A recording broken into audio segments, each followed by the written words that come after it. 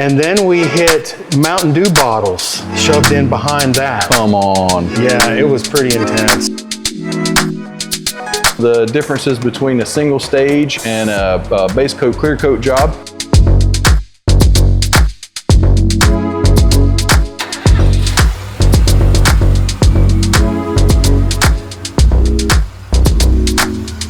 Well, welcome everybody back to the channel. We have a special treat for you today. I'm here at Charlotte Auto Body and Repair on Monroe Road in Charlotte with Matt. He's the owner. Matt, thanks for having us.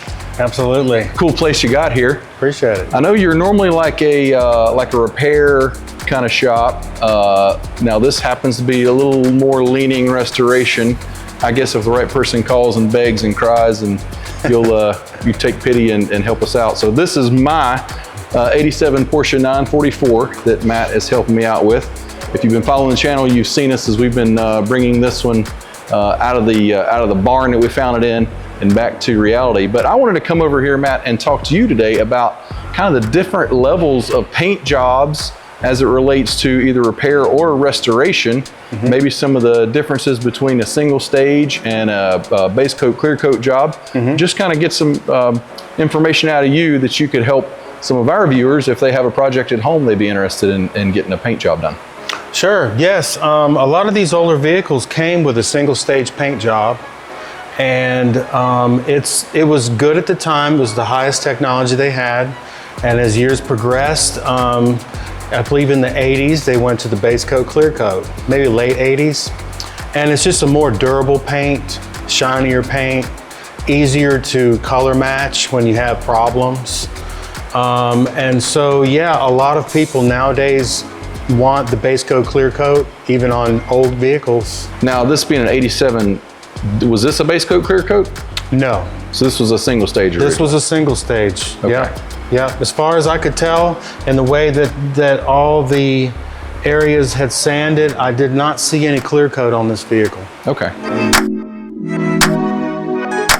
So if you have an older vehicle that has a single stage paint job, and let's just say there's a repair that needs to be done, would you go back with a single stage? Or would you go back with a clear coat, or base coat, clear coat? A lot of times you can match the existing single stage with a base clear. Okay. You would have to clear the entire panel for it to be kind of a congruent, you would have to. So it's not obvious. Right, yeah. right. But the base coat, clear coat is the better choice. Absolutely. It's got a UV protectance inside the clear coat. It keeps the paint like a richer, more vibrant color for a longer extended period of time. Gotcha. I watch a lot of YouTube, obviously, and there's these detail guys that take these old cars they find and, buff out the paint and make it look, almost like brand new again. Is the base coat, clear coat better for that cut and buff process, or can you also do that with a single stage? You can do it with a single stage as long as there's enough material left on the vehicle. Okay. Because a lot of times, similar to what happened to this one, the paint literally has been washed off or just sun faded off over the years. And so what you're left with is a very, very thin coat of paint left. And there are applications you can put over that, and it might extend the life of the paint for a while, but inevitably you're gonna have to get it repainted. Gotcha. Now this one in this stage, since we have this as our example, what are the steps that you will go through to get this to a finished painted car? Generally, we like to get it in, wash it, clean it really good, and evaluate what we're working with. This vehicle here was extremely clean. We didn't find any rust anywhere. And it kind of made it an easier job than most. Our biggest problem with this one was the dulled surface was kind of harder to identify dents. So you kind of have to use your palm and rub over the panels. And that's where keeping it clean and to be able to feel and have your technicians that can feel the slightest waves, go over the vehicle and identify any small imperfections that you might see when that clear coat hits that panel. That makes sense. I know this one in particular had 2 dents on the hood that I didn't even see until I washed the car for the first time and it caught the light just right. I mean, they were completely invisible. That temporary clear coat you added. That's exactly. It looked good for a couple minutes. Now, we also had a little bit of damage on the driver's door on this car. And you and I talked about it. When I was taking the car apart, I saw the telltale worms coming through the holes in the old repair there, of the Bondo. And being a door, that's going to get a lot of opening and closing and exposure to moisture. And think about that. Now, how did you address that so that wouldn't become a problem later on? Well, we saw the previous repair, and we saw the damage that was left. So we ground out with a 3-inch grinding disc on a fast grinder, angle grinder. Yeah. Took out all the old existing body filler. And there was just a little bit of rust that was coming through. And once we addressed that, we kind of moved the metal out just a little bit further to dial it in closer. So you didn't have this thick wad of Bondo on top. Right. And then what we do is something like that, you can either weld the holes up, or you can use a Dynaglass waterproof Bondo type filler. And that's the normal steps. And I'm to weld those up and then Dynaglass it. I'm assuming by the word glass, it's got fiberglass in it? Yes. Okay. It's like a fiberglass resin. That makes sense. With cut patterns of fiberglass inside. Makes sense. So that will be waterproof and then absorb any And it's movement rigid. It's rigid, like you were saying, with it being open and shut quite often. You want that to be rigid. You don't want it to vibrate and crack over time. Makes sense. All right, so once you've got all the imperfections taken care of, you got the car where you want it, nice and smooth, your Bondo, I guess you'll go over with like a glaze for any small or pinholes or whatever like that. Then what's the next step? Generally what we'll do is mask the entire car off.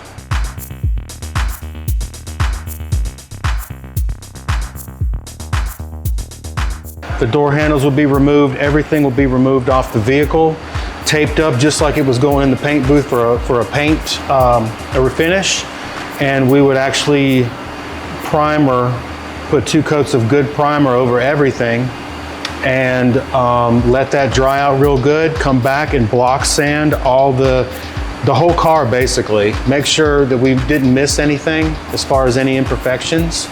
And then from there, depending on how severe we missed things, I guess you could say. Like something's this clean, we probably would just spot prime a couple little areas that maybe we need to go over. Gotcha. And then this vehicle is going to be ready for refinishing.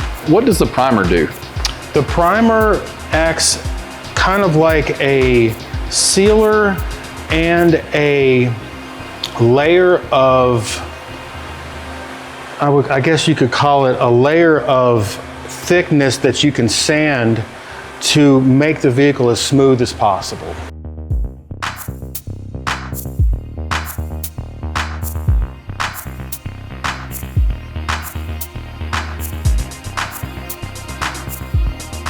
So it'll bridge over any old feathered edges or Yes, grab into that old finish. absolutely. So you've got a nice lock between old finish and, because obviously there's places where the old finish is in good shape. I mean, it's still stuck to the car, right? Very good. Yes, this vehicle in particular had excellent adherence. I mean, the Porsche has been known to use high quality materials, ever since the start. And this is a prime example of that. Nice.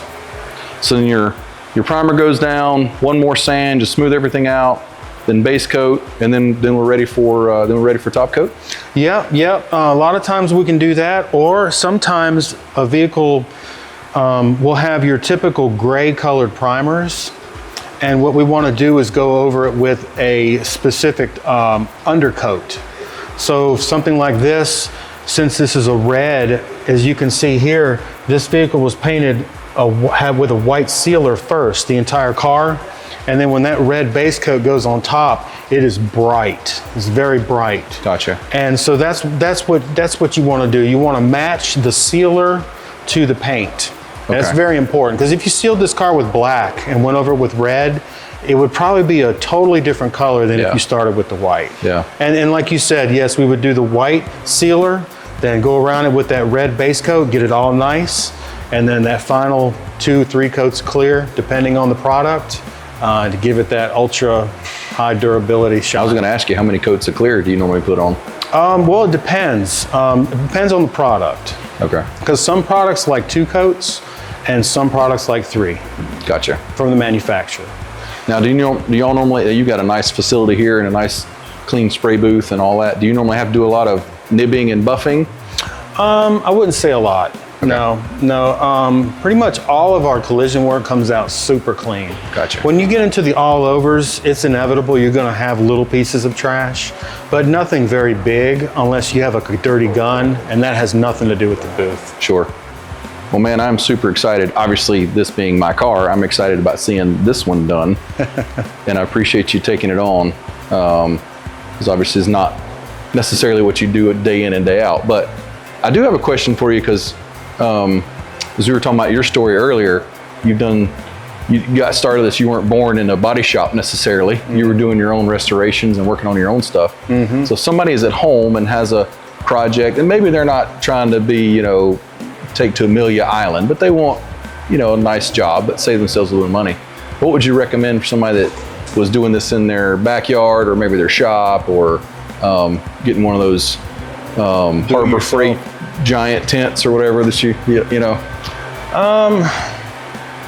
take your time. Don't be in any rush, because it's not going to happen overnight. These projects always take months to years. Do as much research as you can. Reach out to shops in your area that could possibly give you some insight, suggestions. Post pictures, maybe get on some forums, post pictures of what you're working with. There's always people out there that are ready to help. Yeah. That's the biggest thing I think nowadays with the social media. I mean, you have so much information at your fingertips. Yeah. So, and don't cheap out on products. Make sure you spend that extra $20 to $100 for that product, because it's going to pay tenfold. Gotcha. Whether it be saving you time, whether it be saving you from redoing the project. Mm-hmm. It's very important to do your research. Yeah, makes sense. Where do you buy product if you're not a commercial shop and have access to commercial resources? Well, you can always search for automotive supply stores in your area. Most of them will sell you just about anything you need. Okay. Anything that you need a license for, of course, they're going to restrict. But your sandpapers, your body fillers, I mean, Amazon's a great source, even eBay, Yeah, so I didn't think about eBay. They're out there. There's plenty of places nowadays. So I had a 95 Ford F-150 I bought off a kid, and was going to do the body work on it and started running into issues. Anyway, I ended up having the whole thing sandblasted, and it had a chunk of Bondo, I mean, literally like 3 inches thick, giant panel. Wow. Anyway, it was a mess. But I'm just wondering, since you've been doing this a while, what's the most extreme thing you have uncovered in a process of a repair? I remember one time, it was a similar vehicle. It was I guess it was a Bronco, similar year that you're talking about. And we started digging into the wheel well, about right in this area here on this vehicle. And we kind of opened up a little bit of Bondo. And just like you said, we were grinding deeper and deeper. And then we hit cardboard. Cardboard? Yes. And then we hit Mountain Dew bottles shoved in behind that. Come on. Yeah, it was pretty intense. They had just shoved their lunch garbage inside this car and then just put Bondo right over top of it. Okay, that wins. Needless to say, that piece of metal was destroyed. Yeah. We just ended up cutting the panel. Sounds like that's the best option. Wow. I've heard of spray foam. Never heard of Mountain Dew bottles. Mountain Dew bottles. Apparently they're just as good. To some people. To some people. Yeah. Well, I tell you what, man, I really, really appreciate you letting us come in here and absolutely hang out and poke around and disrupt your day. But so if it's okay, we'll drop your information down in the video. Absolutely. Charlotte Auto Body and Repair, on Monroe Road in Charlotte. That's it. So if you need somebody knowledgeable, this is your guy. Thanks a lot.